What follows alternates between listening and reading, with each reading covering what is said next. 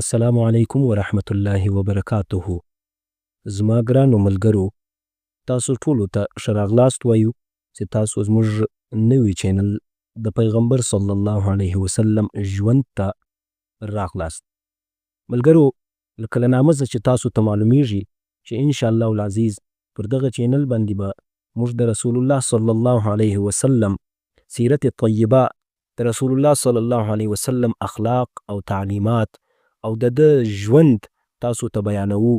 نو له تاسو ټولو ملګرو څخه دا هیله ده چې تاسو که چیرته له موږ سره په دغه نیک سفر کې ملګري جوړېدل غواړئ نو تاسو زموږ چینل سبسکرایب کړئ او له نورو ملګرو سره یې شریک کړئ. الله تعالی دې تاسو ته اجر او جزای خیر درکړي. نن راځو اولی موضوع ته.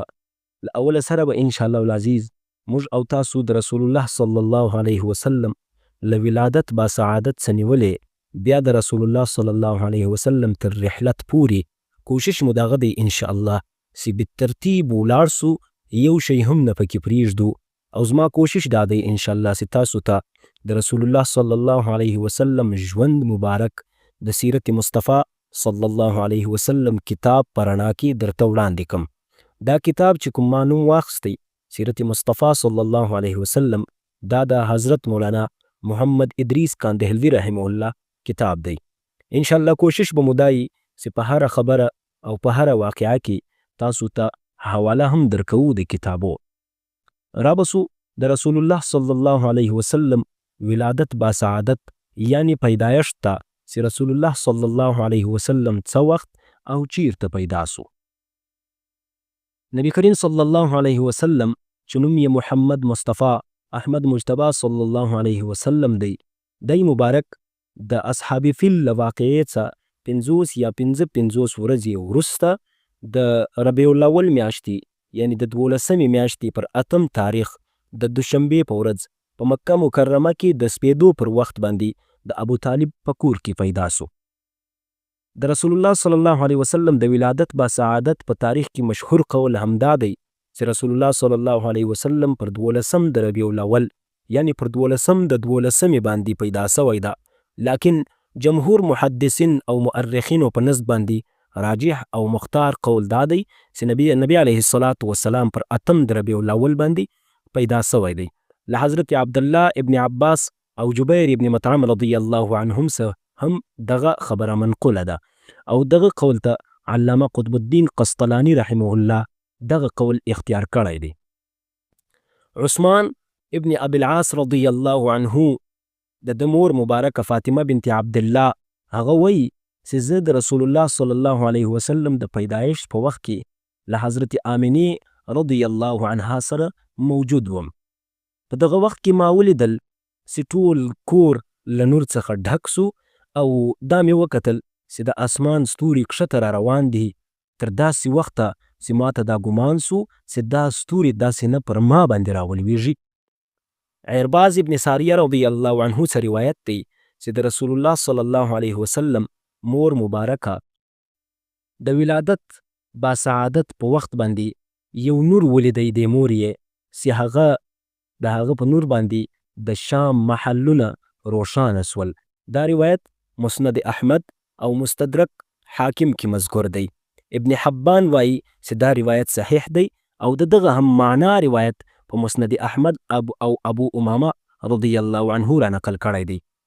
فتح الباری باب علامات النبوة في الاسلام قال الهيثمي رواه احمد واسناده حسن وله شواهد تقويه ورواه الطبراني.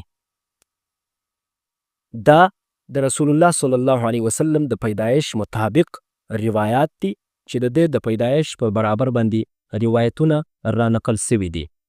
کله چې رسول الله صلی الله علیه وسلم دنیا ته تشریف راوړ په دغه شپه باندې دغه واقعه منځته راله چې په کسرا کې زلزله وسوله چې له هغه څخه د محل 14 دانې شګي یا ډبرې او دا راولوېدلې او په فارس کې چې کومه آتش کده وله چې له زرو کلو څخه مسلسله روښانه و آتش کده هغه ځي ته وایي چې په کوم ځای کې مجوسیان عبادت کوي هغه ور مړ سولو او دریای ساوا چې کومه وله هغه وچه سوه چې اوبه پکې را روانې ولې. نو کله چې سهار سو کسرا ډیر پریشان و، په شاهانه وقار د ده له اظهار څه مانع ولو. وزرا او ارکان دولت یې را جمع کړل، دربار یې منعقد کړه. په دربار کې دا خبر راورسېدی چې د فارس آتشکده مړه سوله. کسرا چې کوم ولولو تر وار له مخه پریشانه و، نور یې پریشاني زیاته سوله.